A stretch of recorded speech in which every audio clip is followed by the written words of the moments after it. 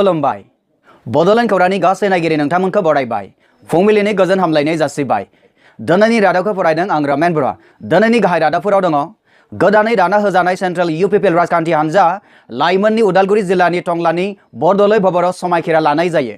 बाक्सा जिल्ला गबर्धना दख'रा एबसुनि मावखिलिनि मोखाङाव बिसायख'थिनि सोमोन्दै आरो सोलोंथाइनि सांग्रांथिनि सायाव सावरायमेल खालामदों। रायजोआव सोलिबाय थानाय DLED सेकेन्ड इयारनि क'ड 18 नि योगा एजुकेशन आयदानि आनजादा जायाखिसै। फैगौ 3 एप्रिल अक्ट'खालि इउपिपिएल राजखान्थि दोलोआ 5 नं क'क्राझार लकसभा बियाबाव नमिनेशन गथायगोन।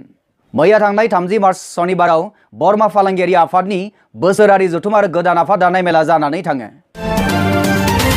दानिया फैदो आबुं रादाबाव। गोदानै दाना होजानाय सेन्ट्रेल इउपिपिएल राजखान्थि हान्जानि लाइमोननि उदालगुरि जिल्लानि टंलानि बरदलै भवनाव समायखिरा लानाय जायो।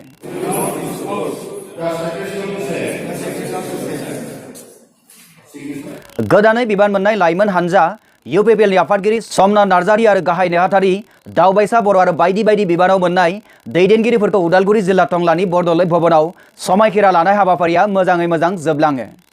लोगोसेनो मंगलदै समस्तिनि इउपिपिएलनि बिजाथि प्रदीप कुमार दैमारी बिथांखौबो लाइमोन आफादनि गोदान बिबानगिरिफोरा बरायनाय हाबाफारिबो लानाय जायो।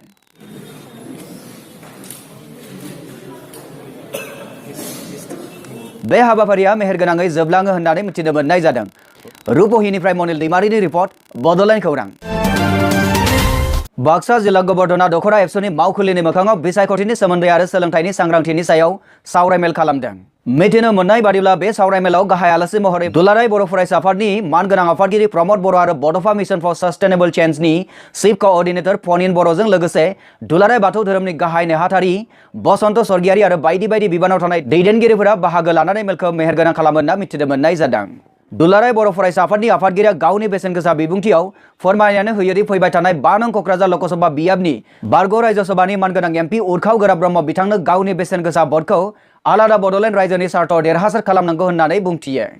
सोलोंथाइनि सोमोन्दैबो फोरमायो आरो जोंनि बर' हारिनि समाजनि थासारिया मोजां जानांगोन, राजखान्थिनि गासैबो बिथिङाव गेरेमसा बर' हारि जानांगोन होननानै बिथां बर'आ बुंथिबावो। रुपहिनिफ्राय खौरांगिरि मनिल दैमारीनि रिपर्ट बड'लेण्ड खौरां।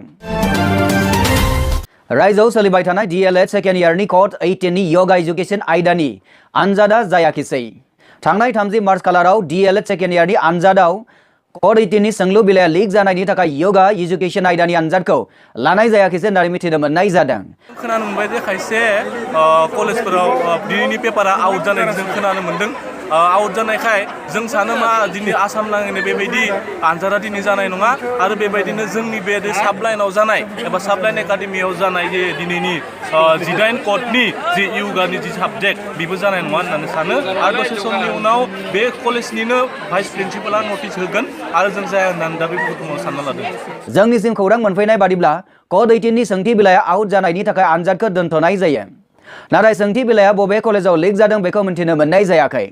उनावहाय गोदानै लाफिनगोन होननानै मिथिनो मोननाय जादों। नाथाय आनजादखौ माब्ला लाफिननाय जागोन बेनि जेबो उदिस मोनथ'नाय जायाखै। ब्युर' रिपर्ट बड'लेण्ड खौरां। फैगौ 3 एप्रिल अक्ट'खालि इउपिपिएल राजखान्थि दोलोआ 5 नं क'क्राझार लकसभा बियाबाव नमिनेशन गथायनाया जागोन।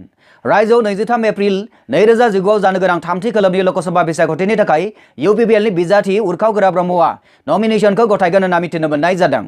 मख'नो गोनांदि बे बारनि बिसायख'थियाव UG ब्रह्मआ BPFनि बिजाथि प्रमिला रानी ब्रह्मजों बिसायख'थियाव जुजिगोन। ब्युर' रिपर्ट बड'लेण्ड खौरां।